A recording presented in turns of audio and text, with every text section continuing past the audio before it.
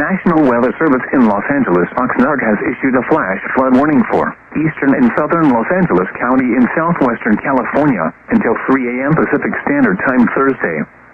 At 8:55 p.m. Pacific Standard Time, Doppler radar indicated heavy rain across the warned area. The expected rainfall rate is 0.25 to 0.5 inches in 45 minutes.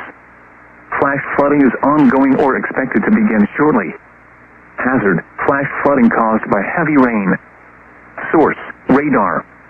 Impact: flash flooding of small creeks and streams, urban areas, highways, streets and underpasses, as well as other poor drainage and low-lying areas.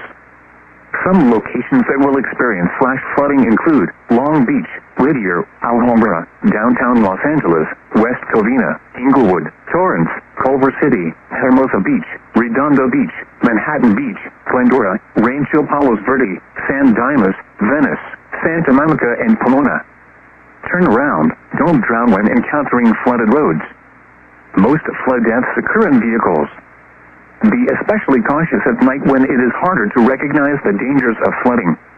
A flash flood warning means that flooding and debris flows are imminent or occurring.